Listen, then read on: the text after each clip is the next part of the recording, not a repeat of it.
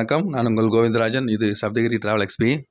இன்றைக்கி காலையில் ஆர்ஜித சேவா புக்கிங் ஆரம்பிச்சதுங்க. ஆரம்பித்த ஒரு மணி நேரத்துக்குள்ளே எல்லாமே முடிஞ்சிருச்சு. காலைல 10 மணிக்கு ஓப்பன் பண்ணும்போது நானும் ட்ரை பண்ணி பார்த்தேன். பட் நான் எதுவும் டிக்கெட் எடுக்கல.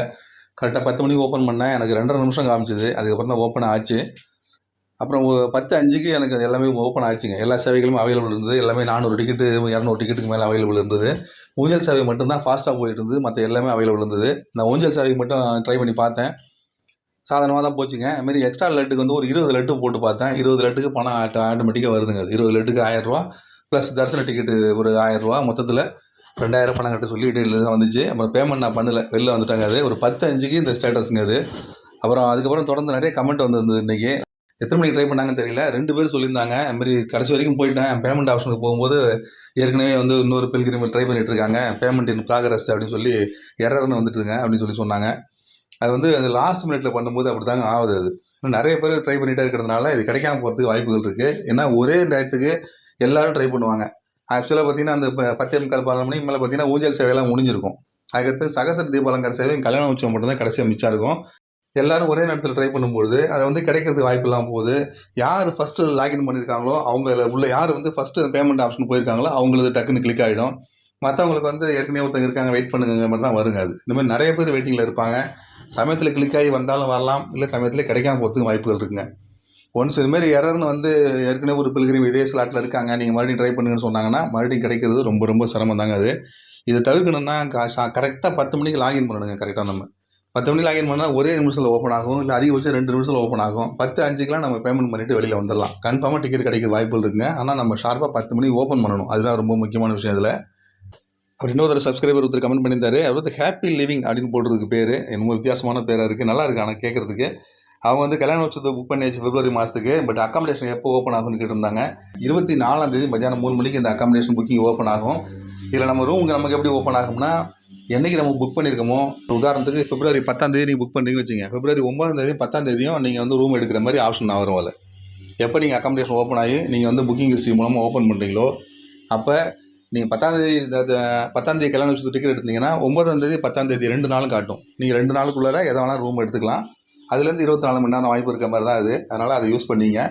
அந்த மாதிரி நீங்கள் தரிசனத்துக்கு புக் பண்ணிவிட்டு இந்த அக்காமடேஷன் புக் பண்ணும்போது பார்த்தீங்கன்னா மினிமம் 2 பேராவது நீங்கள் தரிசன டிக்கெட் எடுத்துருக்குங்க. ஏன்னா சிங்கிள் பர்சனுக்கு திருமலையில் அக்காமடேஷன் கிடையாது. நீங்கள் ஒரு ஆளுக்கு மட்டும் டிக்கெட் எடுத்துருக்கேன், எனக்கு அக்காமடேஷன் வேணும்னா கண்டிப்பாக ரூம் கிடைக்காதுங்க. அட்லீஸ்ட் ஒரு டிக்கெட்டில் 2 பேராவது இருக்கணும். இருந்தால் மட்டும்தான் உங்களால் அக்காமடேஷன் எடுக்க முடியும். அதனால் நீங்கள் கல்யாண உற்சவம் பண்ணிங்கன்னா கண்டிப்பாக 2 பேர் தான் பண்ணியிருப்பீங்க. அதனால் அது பிரச்சனை இல்லைங்க. நீங்கள் இப்போ ஓப்பன் பண்ணும்போது பார்த்தீங்கன்னா டக்குன்னு பில்கிரிம் டீட்டெயில்ஸ் கேட்கும். அதில் மினிமம் 2 பேர் காட்டும். அதில் நீங்கள் யார் போட்டீங்களோ அவங்க 2 பேரையும் போடுங்க. இல்லை ஒரு 7-8 பேர் சேர்த்து பண்ணியிருக்கேன், மற்ற ஏதாவது 300 டிக்கெட் வேறு ஏதாவது செலக்ட் எடுத்திங்கன்னா கூட 2 பேர் போட்டால் போதுங்க. அதில் அந்த 2 பேர் ஏதாவது 2 பேர் கேட்பாங்க. அந்த 2 பேரை போட்டு ரூம் புக் பண்ணிங்க. ஒரு ஆளுக்கு மட்டும் புக் பண்ணிவிட்டு அக்காமடேஷன் ட்ரை பண்ணாதீங்க, கண்டிப்பாக இது கிடைக்காது. அதனால் அதை மட்டும் யோசனை பண்ணிங்க. மினிமம் 2 பேராவது இருக்கணும் அக்காமடேஷன் வேணும்னா. அவர் பார்த்த சாரதின்னு ஒருத்தர் கமெண்ட் பண்ணியிருந்தாங்க. அவங்க என்ன சொல்லியிருந்தாங்கன்னா, பைபாஸ் சர்ஜரி நான் பண்ணியிருக்கேன், தரிசனம் எப்படி பண்ண முடியும்னு கேட்டிருக்காங்க. மாற்றுத்திறனாளிகள் இதில் போக முடியுமான்னு கேட்டிருக்காங்க. இதுக்கு வந்து February 23ஆம் தேதிங்க February மாதத்துக்கான புக்கிங். இந்த மாதம் 23ஆம் தேதி மத்தியானம் 3 மணிக்கு முதியோர், மாற்றுத்திறனாளிகள், அப்புறம் குறிப்பிட்ட நோயாளிகளுக்கான புக்கிங் ஓப்பன் ஆகும்.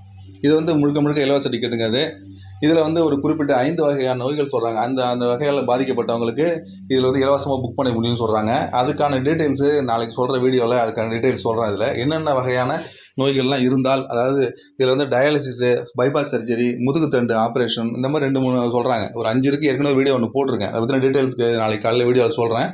அதை பார்த்துங்க. அதில் நம்ம அஃபெக்ட் ஆகி இருந்தோம்னா அதில் நமக்கு வந்து சர்டிஃபிகேட் மாதிரி இருக்குதுன்னு நம்மள்ட்ட சர்டிஃபிகேட் இருந்துச்சுன்னா நம்ம அதை அப்லோட் பண்ணிவிட்டு அதன் மூலமாக சாமி தரிசனம் பார்க்கலாங்க.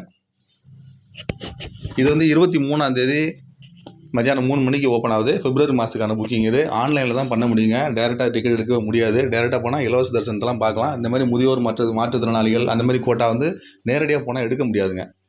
அதுக்கப்புறம் சூர்யா அப்படின்னு ஒருத்தவங்க கமெண்ட் பண்ணியிருந்தாங்க.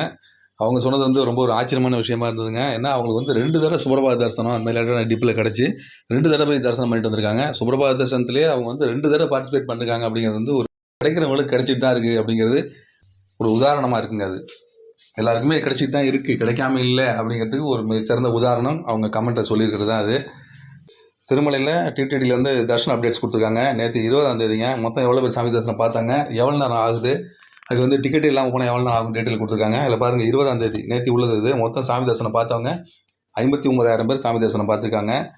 இதில் வெயிட்டிங் கம்பார்ட்மெண்ட்டு மொத்தம் 9 கம்பார்ட்மெண்ட்டில் பக்தர்கள் வெயிட் பண்ணுறாங்கன்னு போட்டிருக்காங்க. எந்த டிக்கெட்டுமே இல்லாமல் சர்வ தரிசனம் டிக்கெட்டே இல்லாமல் டிக்கெட் அங்கே நேரடியாக அங்கே சாமி தரிசனம் பார்க்கறதுக்கு போனால் 6 மணி நேரத்தில் சாமி தரிசனம் பார்க்கலாம் அப்படிங்கிற மாதிரி இப்போ போட்டிருக்காங்க.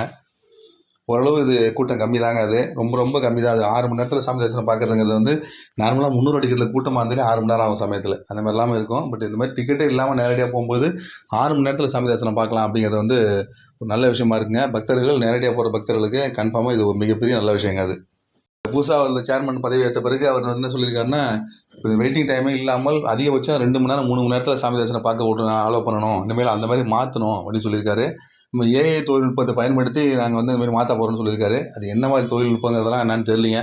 நான் அவங்க வந்து டீட்டெயிலாக அவங்க சொன்னால் தான் தெரியும். இல்லை அவங்க டேரெக்டாக அதை வந்து அமல்படுத்துனாங்கன்னா நமக்கு ஆட்டோமேட்டிக்காக நமக்கு தெரிஞ்சிட போகுதுங்க. அது ட்ரை பண்ணி பார்க்கட்டுங்க. எதை செஞ்சாலும் பக்தர்களுக்கு நல்லது தான் முடியும்னு நினைக்கிறேன். அது மறுபடியும் இந்த மாதிரி திருமலா திருப்பதி அப்டேட்ஸோடு அவங்கள மீண்டும் சந்திக்கிறேன். நன்றி, வணக்கம்.